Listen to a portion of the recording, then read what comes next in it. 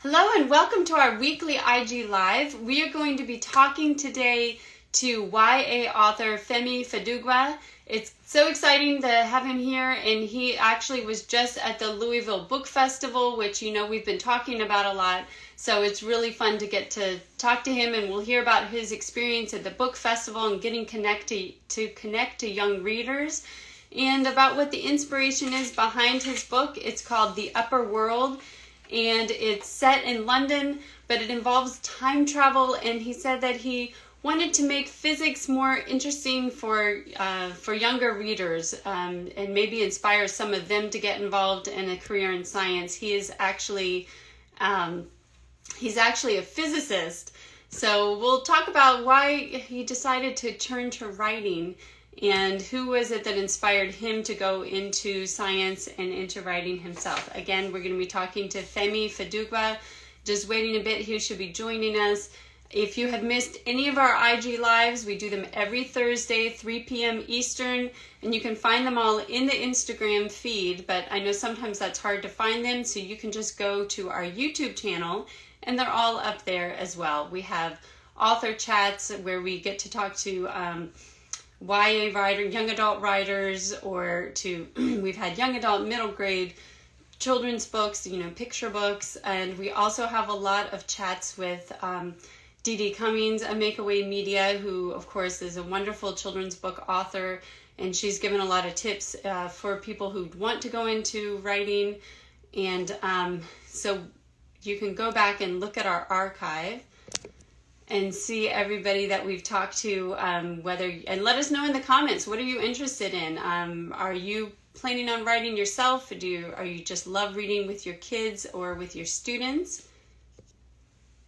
Hang on just a minute, just waiting for him to join us. Again, we're going to be talking to Femi Fadugba. He was just at the Louisville Book Festival, and he actually is based in the UK, so it's a real treat to get to talk to him, and we'll be hearing all about his book, which incorporates physics and time travel. It sounds amazing. I cannot wait to read it with my kids, because I know that was something that they would be really interested in.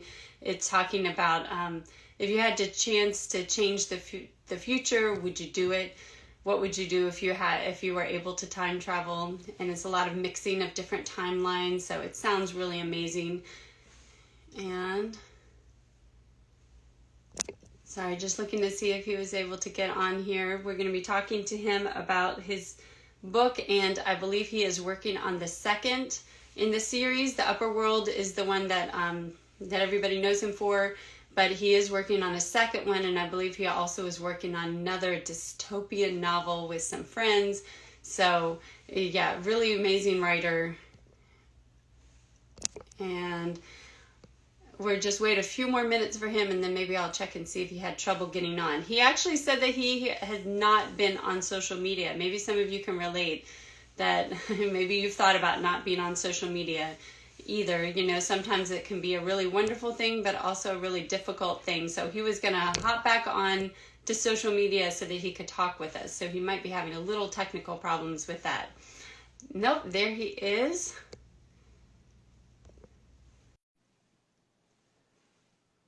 Just invited him to join. Hopefully that will work. Again, we're talking to Femi Fadugba. Oh, there you are. Hi. How is everyone? Good. Thank you for joining us. I understand that you actually got off social media and you got back on so that you could talk with us today. So we appreciate that. Yeah, of course. It's a pleasure.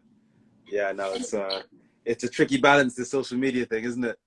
Yeah, exactly. I mean, I feel like I spend a lot of my time doing social media, and it does kind of mess with your head a little bit, I think.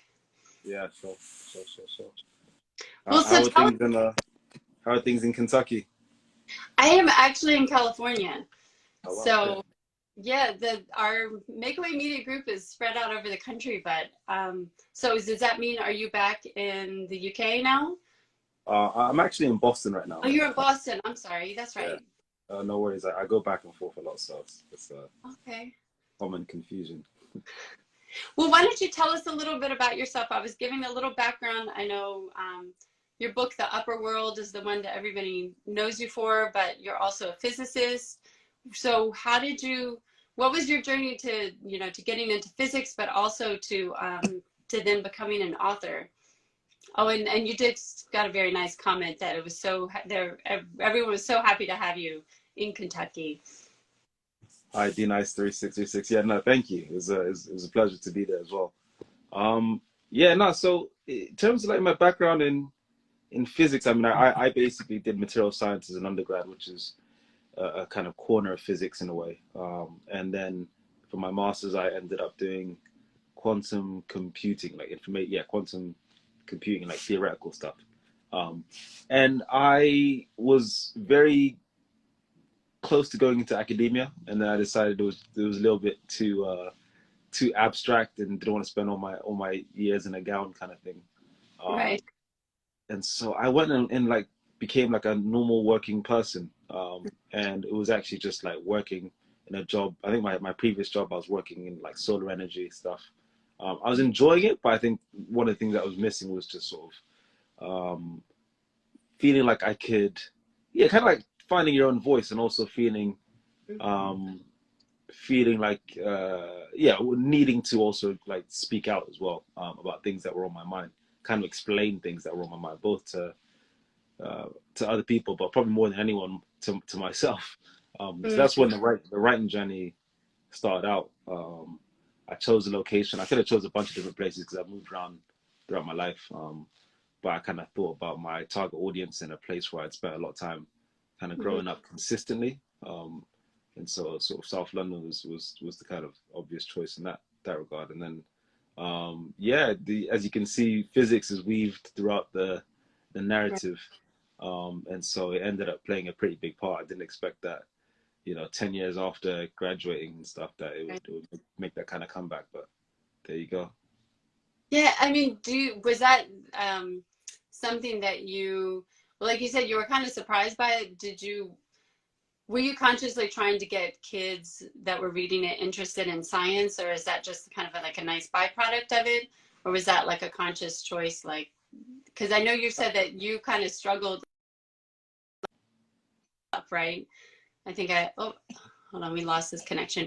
I thought I read that you said in an interview that you actually didn't really like science growing up. So were you Mm. trying to help other kids that might be struggling with it see how cool science could be? Yeah, I mean, to be honest, that was probably the number one reason I wrote it. Was just kind of figure out a way to, yeah, like you said, when I was young, I wasn't that good at science when I was really young, and then I was lucky enough to have like a teacher who saw something in me. I think a lot of people can share this kind of story, just having that one teacher that kind of invested more time than they had to in you.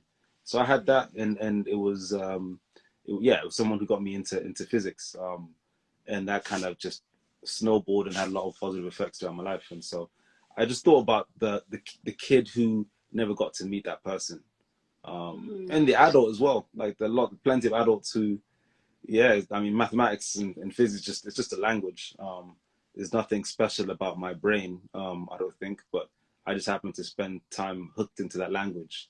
Right. Um, and so, yeah, just kind of thought, well, yeah, it'd be pretty cool if you could give someone the opportunity to not only understand this, but also give them a reason to give a shit in the first place as well. Right. Which is why I wanted to hook it into a narrative, because Mm-hmm. no matter what, people love following stories. They like meeting people that they like. They Mm-hmm. want to get lost in a world they find interesting, Right. and yeah, they also want the ride. Right? There's no point being on a roller coaster if you're not afraid you're gonna die. Yeah. Is the guiding motive, and so I thought let's give them a thriller as well. Right. But yeah, it really is it's a book about the special theory of relativity, wrapped up in a kind of young adulthood sci-fi novel, basically. Mm. And you also talk about a lot of other issues, right? Also, like I've read one review that said it talks a lot about like code switching and found families and loss. So it kind of incorporates all these other elements into it. Was that, what was your thinking in kind of exploring those? I know you. I saw in one interview that you felt like you grew up navigating kind of mismatched worlds, and you weren't sure like how they all fit together. Right. So, do you think that's something a lot of kids go through? It's a good question. I mean, I didn't even put in that stuff that intentionally. I just Mm, wanted to write a book that felt realistic, right. that felt, reasonably true. And more than anything, I wrote that story to my taste. Right. um, Right. yeah, to my standard. And so it just ended up working out that way. I didn't consciously try and use it as an exploration of like, class differentials or like, Right. socioeconomic dynamics.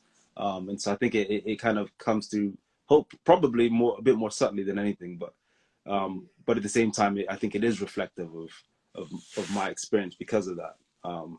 In the Right. sense that, yeah, I think, yeah, I when I was SO and Ria's age, I was basically in a triangle between Africa, where my West Africa, sorry, East Africa, where my parents were living at the time, Mm, um, boarding school in Somerset, and Peckham. And so, yeah, I spent like my whole life essentially navigating those right. different waters, and there were waters that didn't mix. That was the tricky thing about it. Is just some people I've had conversations with people like, oh, can't you just like be yourself and sort of be, and it's tough because myself is, yeah, we're relational beings, so we're defined by our surroundings to an extent. Mm-hmm. Mm-hmm. And then also it's amazing how often when I would bring those worlds together, like for instance, like a bachelor party, I got married a few years back. There's occasions when I'd bring these worlds together, and I just would be amazed when I look at them and just see how badly they mixed as well. So yeah, that's a little bit of what the characters in the story are dealing with, but I obviously take it to like an extreme between characters navigating between Earth and this kind of otherworldly realm. Right. And I understand there's a sequel. Are you working on a sequel? Yeah, I am. I am struggling. I'm battling through it, man. See, they don't tell you about this stuff. Oh Is man. it hard? Do you think it's harder to write the sequel than it was to write the first one, or is it Yeah, just different? I found it so difficult. Like Mm, just being real with you. Like I think it's just a complete different psychological challenge. mm, It's weird because I've got more understanding, right? Like I've written the first one, so my craft is better. mm, Um, but I think that part kind of just I think I mentioned like a few minutes ago, just writing to my own taste.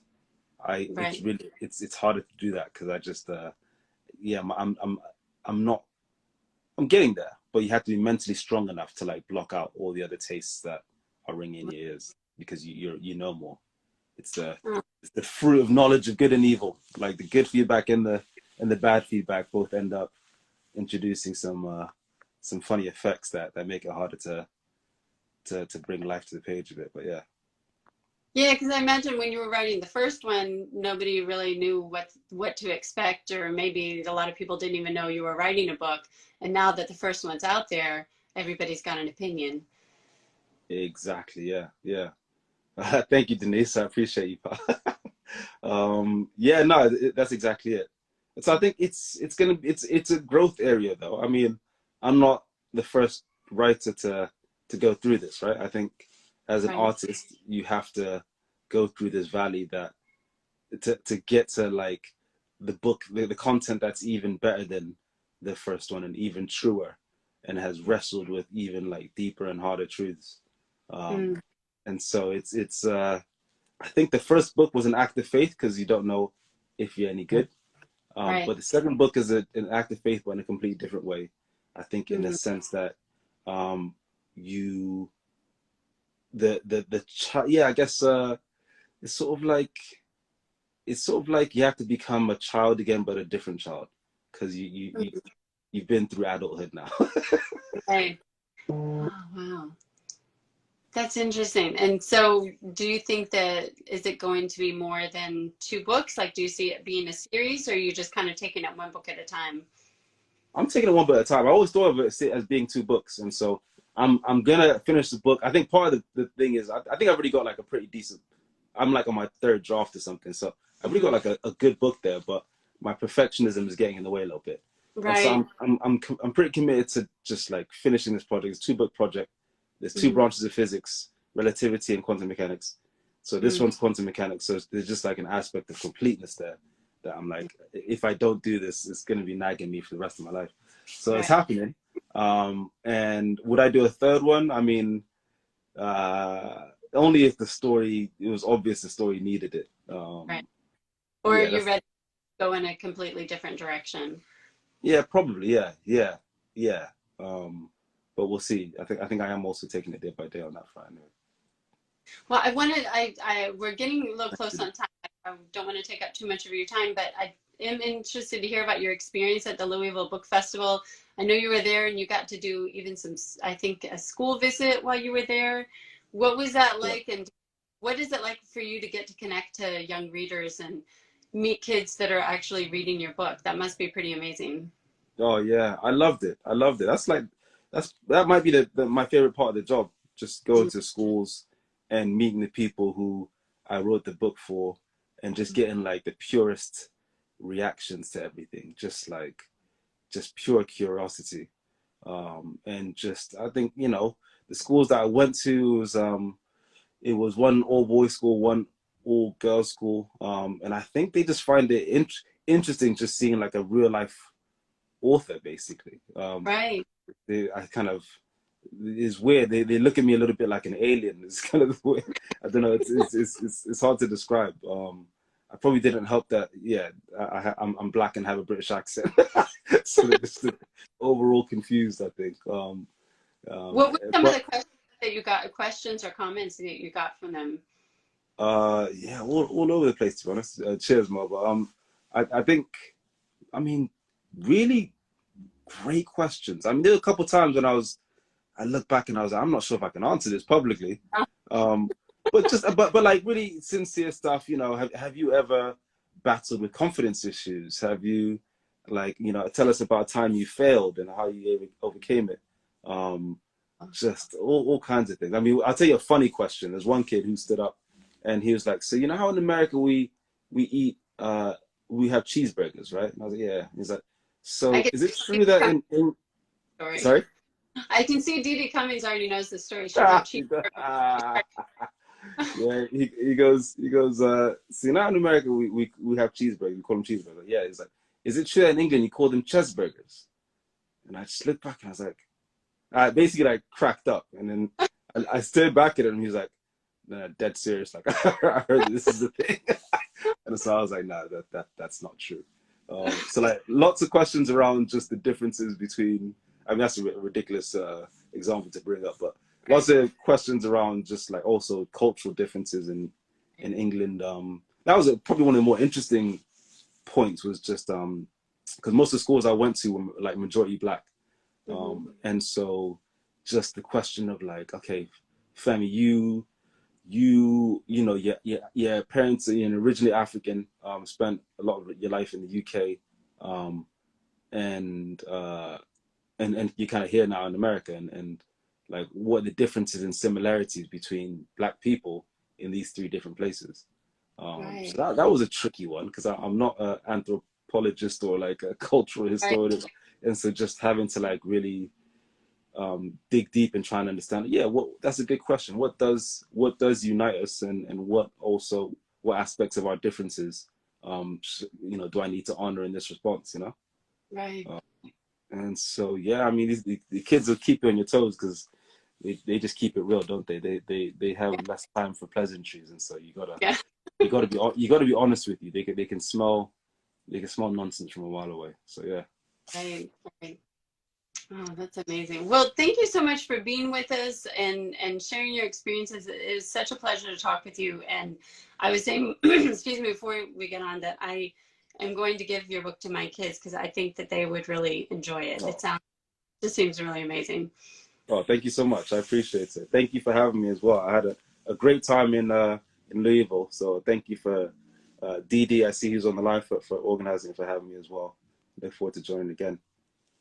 Thank you. And thanks everybody for joining us today. Bye. Yeah, please. Yeah, thanks for the comments, guys. Appreciate you all.